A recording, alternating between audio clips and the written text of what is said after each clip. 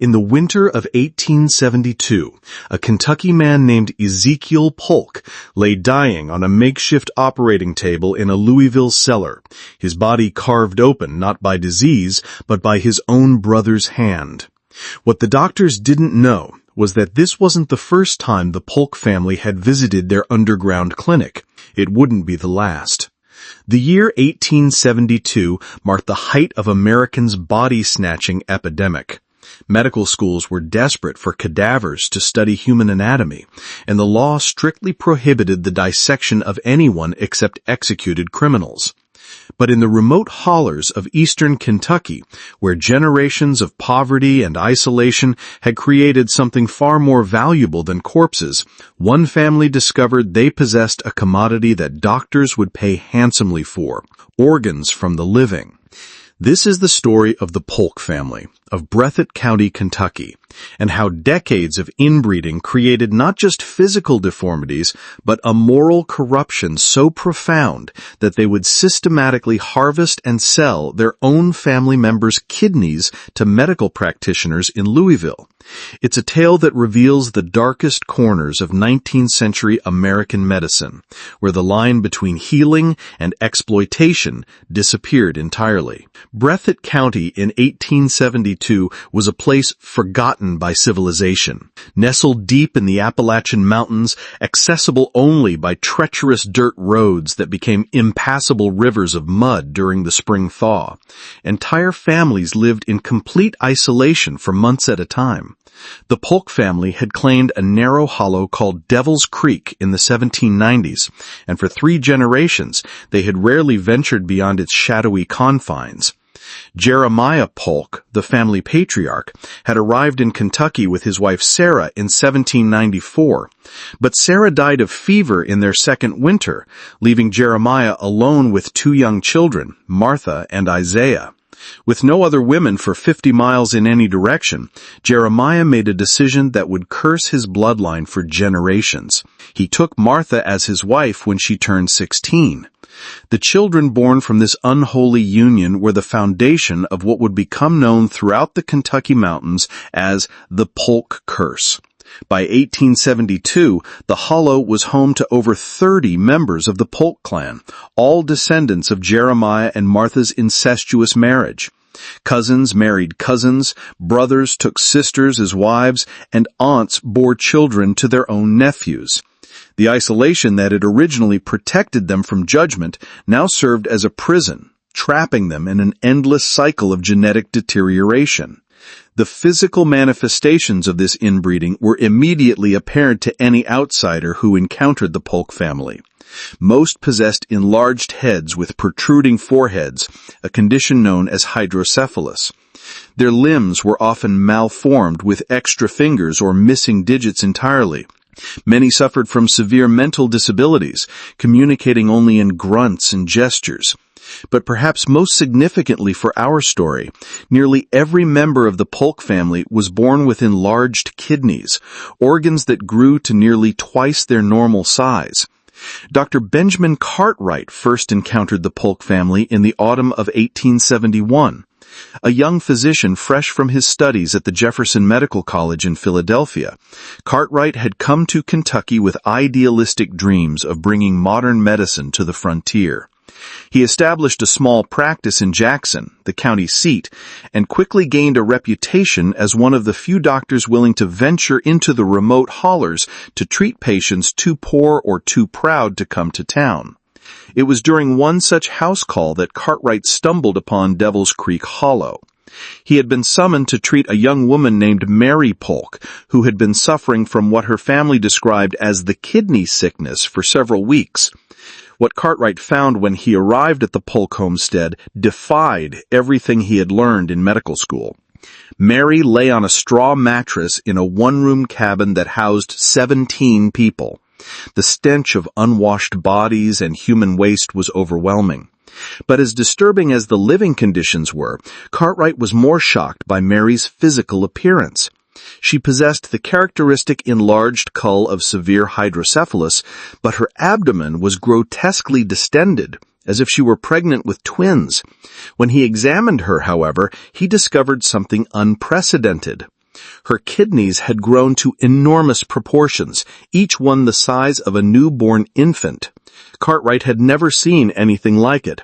In his journal, which would later become crucial evidence in the case against the Polk family, he wrote, "The patient's renal organs have achieved a size that defies medical understanding. They appear to function normally despite their extraordinary dimensions. I am compelled to wonder if this condition affects other members of the family." His curiosity would prove to be the Polk family's financial salvation and moral damnation. After treating Mary with laudanum for her cane, Cartwright returned to Jackson with his mind racing. He had heard rumors among his fellow physicians about the extraordinary amounts wealthy medical schools in Louisville and Cincinnati were willing to pay for unusual anatomical specimens. Fresh cadavers brought $50, but rare medical curiosities could command 10 times that amount. Cartwright spent weeks researching Mary's condition in his medical texts, corresponding with former professors, and gradually forming a plan that would make him rich while advancing medical science. Or so he told himself.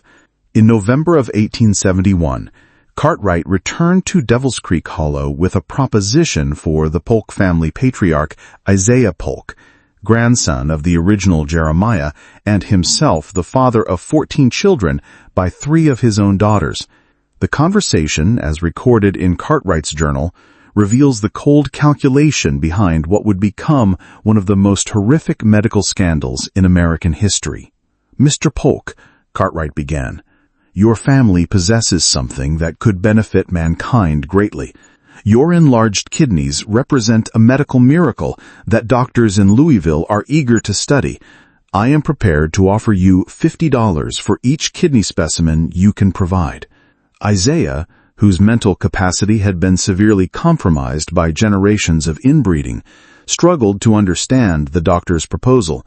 It was his son Ezekiel who grasped the opportunity immediately. Ezekiel was one of the few Polk family members who had inherited something approaching normal intelligence, though his moral compass had been warped by a lifetime of isolation and depravity. "You want to buy our kidneys?" Ezekiel asked. "From family members who are already deceased, naturally," Cartwright replied, though his journal entries suggest he was already considering more aggressive procurement methods. Ezekiel looked around the squalid cabin at his malnourished relatives. $50 was more money than the family had seen in a decade. "What if they ain't dead yet?" he asked.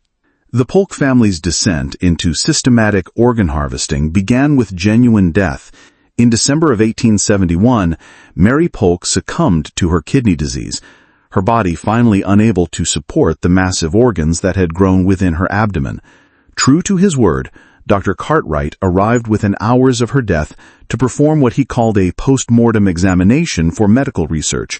Working by lamplight in the family's main cabin, Cartwright carefully removed Mary's kidneys, each weighing nearly 8 pounds.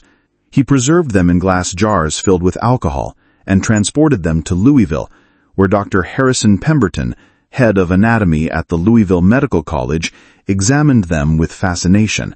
These specimens represent a previously undocumented form of renal gigantism. The organs maintain perfect functionality despite their extraordinary size. We must obtain additional specimens to further our understanding of this remarkable condition.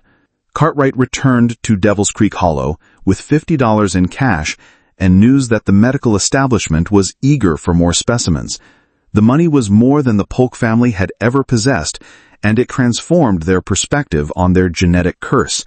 What had once been a source of shame and suffering was now revealed as their greatest asset. Ezekiel Polk began to view his relatives differently.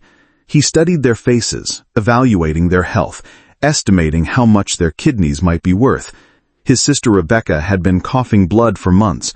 Uncle Thomas could barely walk due to the weight of his enlarged organs. His own wife, who was also his first cousin, had been complaining of terrible pain in her lower back. The family held a meeting in January of 1872, gathered round the fire in their main cabin. Ezekiel presented his proposal with the matter-of-fact tone of a businessman discussing livestock. "We all know we ain't long for this world," he told his assembled relatives. "The kidney sickness takes us all eventually. But now we got a chance to make our suffering worth something. Dr. Cartwright pays good money for our organs, but only if they're fresh.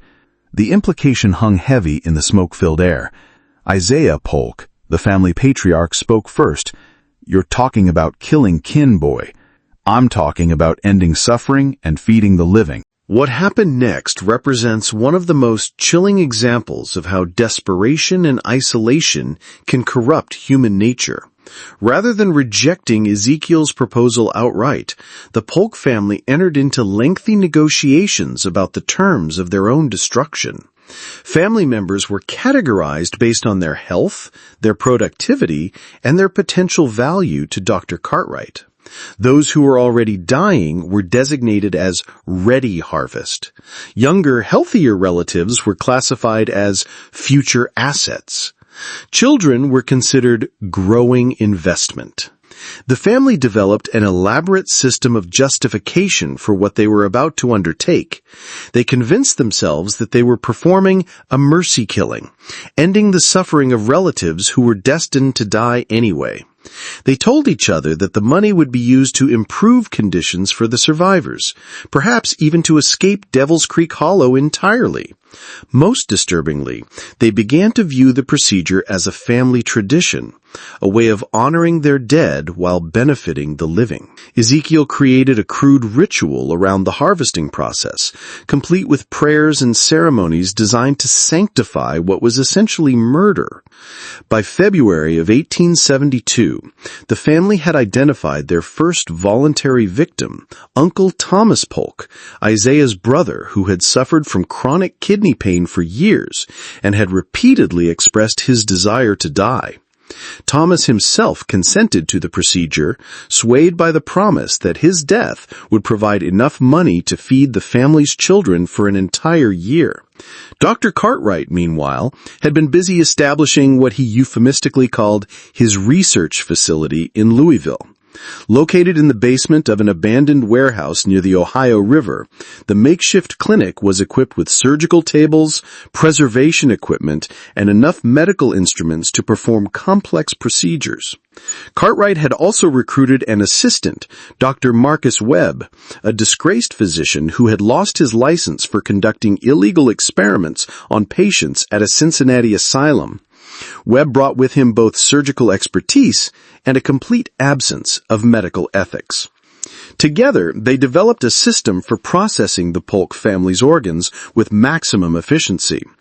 Live subjects would be transported from Devil's Creek Hollow to Louisville in a specially modified wagon that Cartwright had purchased for the purpose. The patients would be told they were coming to the city for advanced medical treatment. Upon arrival at the underground clinic, subjects would be administered a powerful dose of laudanum mixed with chloroform, supposedly to manage their pain during examination. In reality, the drugs served to render them unconscious for the harvesting procedure. Cartwright and Webb perfected their technique over practice sessions using cadavers obtained from local grave robbers. They learned to remove kidneys quickly and efficiently, preserving them in alcohol-filled jars within minutes of extraction. The speed was crucial because Cartwright had promised his medical contacts that the organs would be harvested from living subjects, making them far more valuable for research purposes. Thomas Polk arrived at Cartwright's clinic on February 15, 1872, accompanied by his nephew Ezekiel. The old man had been told that the Louisville doctors possessed advanced techniques for treating kidney disease, and he climbed onto the surgical table with genuine hope in his eyes. What happened next was recorded in disturbing detail in Dr. Webb's personal journal, which would later be discovered by investigators. Thomas was administered the knockout drugs and quickly lost consciousness. Cartwright and Webb then performed what they called a bilateral nephrectomy on a living subject for scientific research. Thomas Polk died on that table, bled out and carved open like a butchered animal. His kidneys, each weighing nearly 10 pounds, were preserved and sold to the Louisville Medical College for $100. double Cartwright's original promised rate due to the organ's extraordinary size and the fact that they had been harvested while Thomas was still alive. Ezekiel Polk returned to Devil's Creek Hollow with the money and a story about how Uncle Thomas had died peacefully under medical care in Louisville. The family held a memorial service and used the $100 to purchase supplies that would last them through the spring. But for Ezekiel, Thomas's death had revealed the true potential of their family business. $100 for a single procedure was more money than they could earn through years of farming their rocky hillside plot. He began to view his relatives not as family members, but as a renewable resource. Over the following months, the Polk family developed an efficient system for identifying, preparing, and delivering family members to Cartwright's clinic. Ezekiel appointed himself as the family's medical coordinator, deciding who was ready for treatment based on their health, their productivity, and their potential resistance to the procedure. Rebecca Polk, Ezekiel's sister, was the second victim in March of 1872. She had been suffering from tuberculosis in addition to the family's hereditary kidney condition, and Ezekiel convinced her that the Louisville doctors could cure both ailments. Rebecca died on Cartwright's table just as her uncle had, her enormous kidneys adding another $100 to the family's growing treasury. By summer, the operation had expanded beyond the original family members. Ezekiel began recruiting distant relatives from neighboring hollers, telling them about the miraculous medical treatments available in Louisville. Cousins who had married into other families, elderly relatives who had been living alone in remote cabins, even family friends who possessed the telltale signs of the genetic kidney condition were persuaded to make the journey to Cartwright's clinic. Each victim was told the same story. Advanced medical treatment was available in the city, treatment that could cure their kidney ailments and restore their health. Each victim climbed onto Cartwright's surgical table with hope in their heart. Each victim died in agony as their organs were carved from their living body. By autumn of 1872, Ezekiel Polk had personally delivered 17 family members to their deaths, collecting nearly $2,000 in the process. The money had transformed the Polk homestead from a collection of ramshackle cabins into a relatively prosperous farm. The surviving family members ate well, wore decent clothing, and had even begun to discuss the possibility of sending the children to school in Jackson. But prosperity came at a terrible price. The family lived under a pall of constant fear, knowing that any one of them could be selected as the next patient for Louisville. Family gatherings became exercises in terror, with relatives studying each other for signs of illness or weakness that might mark them for harvesting. The Polk family's descent into systematic murder reached its climax in November of 1872, when Ezekiel made a decision that would ultimately expose their entire operation. His own wife, Sarah, had been complaining of severe kidney pain for weeks. More importantly, from Ezekiel's perspective, she had begun to suspect the truth about the family's sudden wealth and the mysterious disappearances of their relatives. Sarah had been asking uncomfortable questions about where the money was coming from, why so many family members had died in Louisville, and why none of them had ever returned from their supposed medical treatments. Ezekiel realized that Sarah represented a threat to the entire operation. On the night of November 12, 1872, Ezekiel drugged Sarah's evening meal with laudanum and loaded her unconscious body into the wagon for transport to Louisville. Unlike the previous victims, Sarah was not suffering from any terminal illness. She was relatively young, healthy, and could have lived for many more years. But Ezekiel had moved beyond mercy killing into pure murder for profit. Sarah Polk regained consciousness on Cartwright's surgical table just as the doctor was making his first incision. Her screams echoed through the underground clinic as she realized what was happening to her. Dr. Webb's journal records that they were forced to administer additional chloroform to quiet her, but she remained semi-conscious throughout the procedure. Sarah Polk died slowly and in terrible agony, calling out for her husband to save her even as he stood watching her life drain away. Her kidneys were preserved and sold for the standard rate of $100. But Sarah's death marked the beginning of the end for the Polk family's organ harvesting business. Sarah Polk's prolonged absence from Devil's Creek Hollow had not been unnoticed. Unlike the previous victims who had been elderly or isolated, Sarah had friends among the other mountain families. When she failed to return from her supposed medical treatment in Louisville, these friends began asking questions. Margaret Combs, Sarah's closest friend, had always been suspicious of the Polk family's sudden wealth. She knew that they had no source of income beyond their meager farming, yet they had been spending money freely for months. When Sarah disappeared, Margaret became convinced that something sinister was happening in Devil's Creek Hollow. Margaret contacted Sheriff William Davidson in Jackson, reporting her concerns about the missing women and the Polk family's mysterious prosperity. Sheriff Davidson was initially reluctant to investigate, knowing that the mountain families often settled their In December of 1872, Sheriff Davidson rode out to Devil's Creek Hollow with 2 deputies to question the Polk family about the whereabouts of Sarah and the other missing relatives. What they found at the Polk homestead immediately aroused their suspicions. The family's living conditions had improved dramatically over the past year. The cabins had been repaired and expanded, the family members were well fed and properly clothed, and Ezekiel Polk was in possession of more cash money than most people in Breathitt County saw in a lifetime. When questioned about Sarah's whereabouts, Ezekiel provided the same story he had used for all the previous victims. She had gone to Louisville for medical treatment and had died under a doctor's care. But when pressed for details about which doctor, which hospital, and where she had been buried, Ezekiel's story began to fall apart. Sheriff Davidson arrested Ezekiel Polk on suspicion of murder and transported him to the county jail in Jackson for questioning. Under intensive interrogation, Ezekiel initially maintained his innocence, insisting that his wife had died of natural causes while receiving legitimate medical treatment.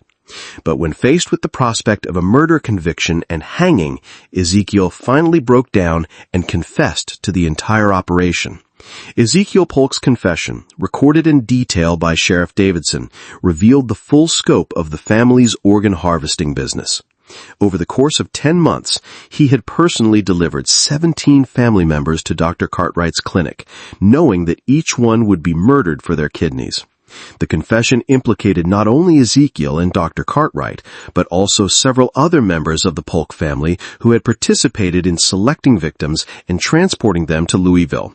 It also revealed the existence of Dr. Webb and the underground clinic where the murders had taken place. Sheriff Davidson immediately telegraphed the Louisville police with details of Ezekiel's confession.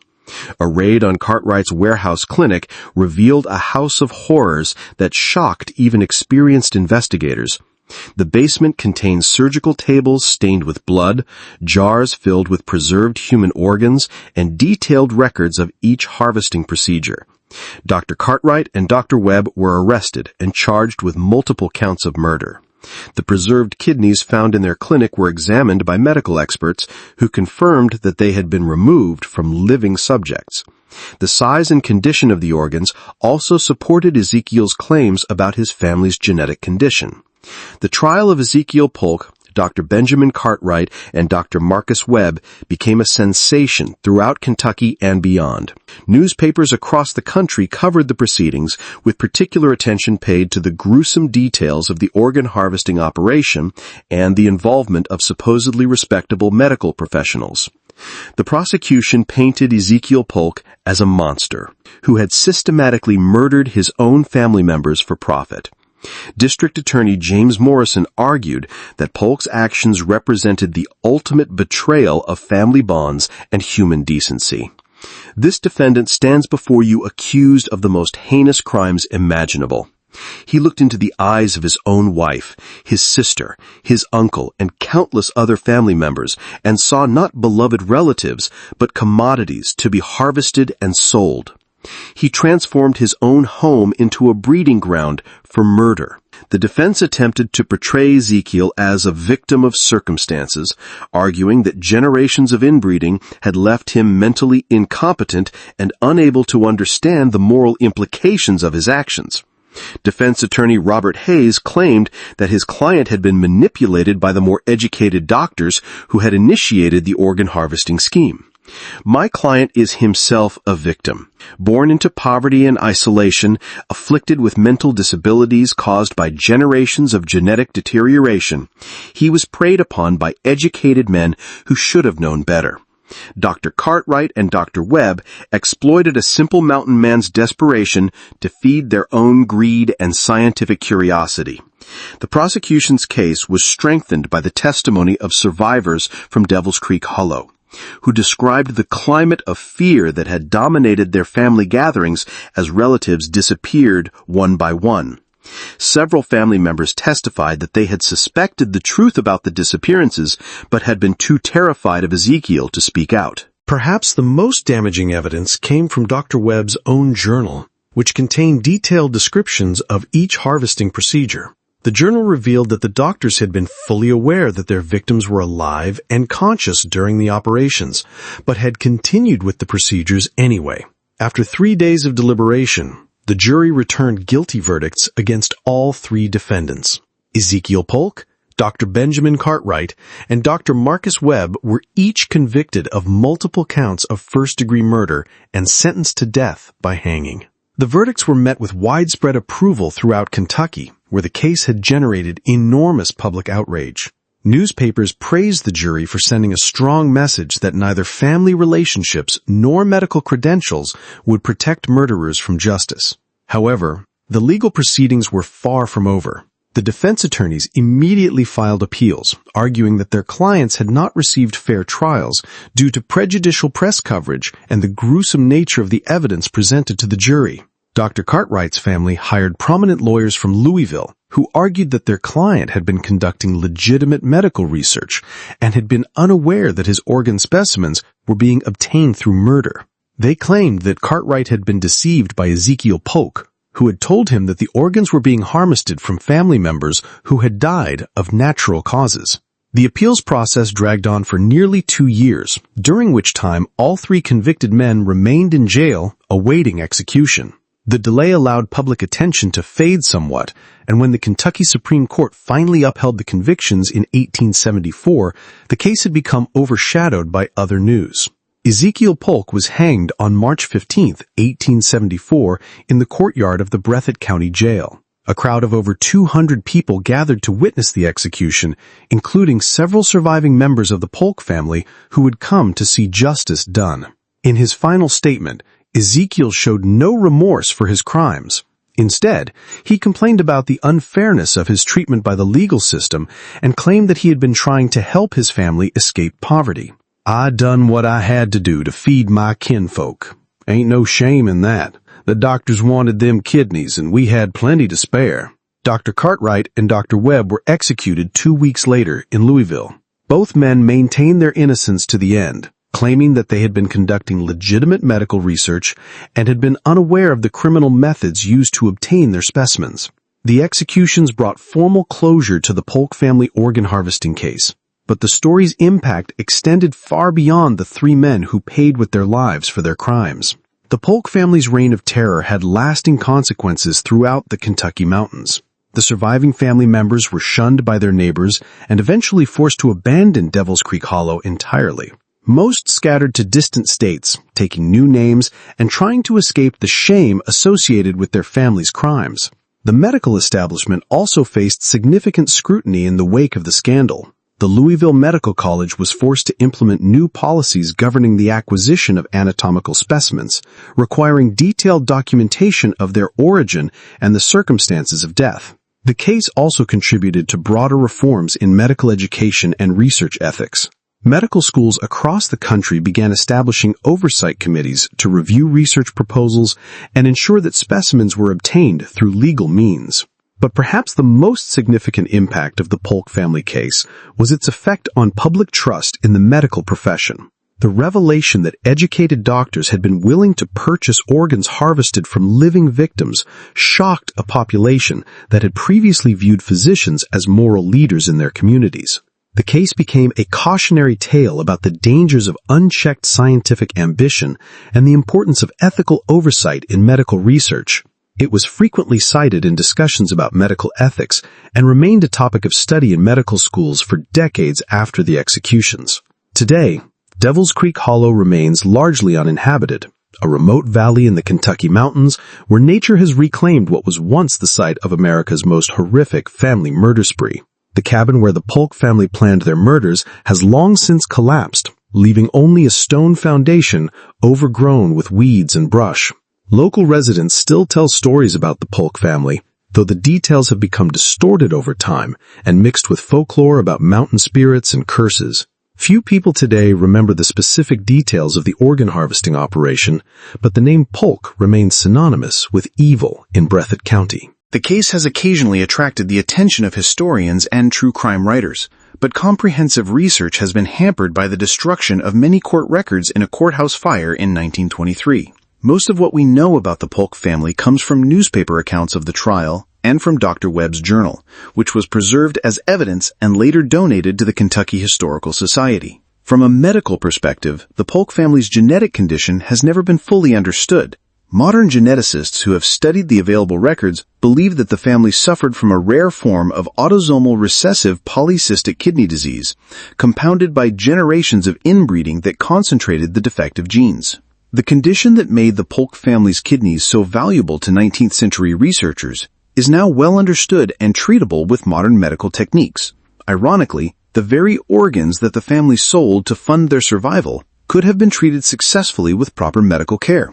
The story of the Polk family raises uncomfortable questions about the nature of poverty, desperation, and moral corruption. How does a family descended from ordinary Kentucky pioneers transform into systematic murderers willing to harvest their own relatives for profit?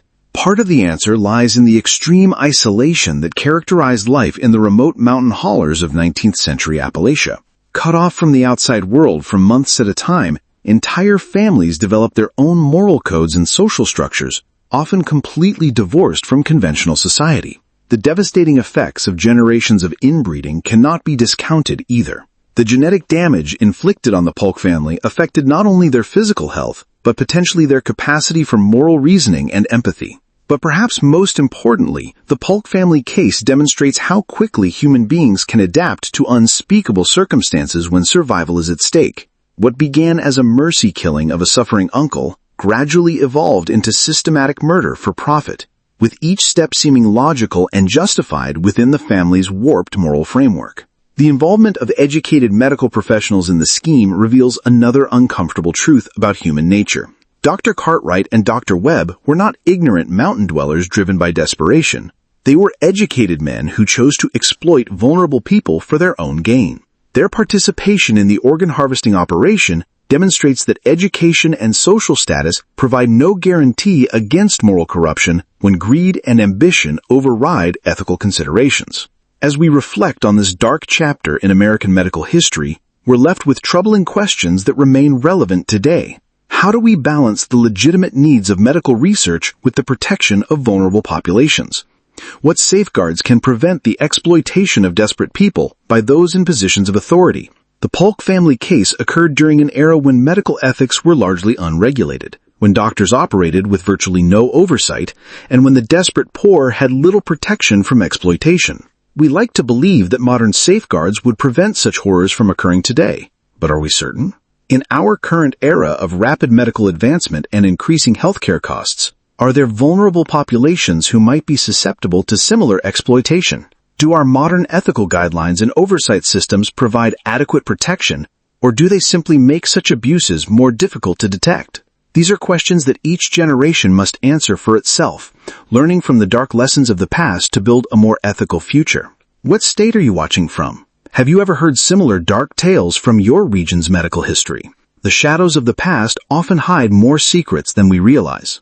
The hollows of Kentucky have kept many secrets over the centuries, but the story of Devil's Creek and the Polk family reminds us that some secrets are too terrible to remain buried forever. In the end, the family that sought to profit from death found only death themselves, leaving behind a legacy that continues to haunt the mountains where they once lived.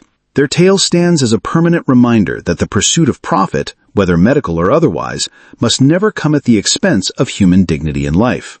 Some lines, once crossed, can never be uncrossed, and some sins can never be forgiven. Subscribe to explore more dark chapters from America's forgotten medical history, where the line between healing and horror was often thinner than we dared to imagine.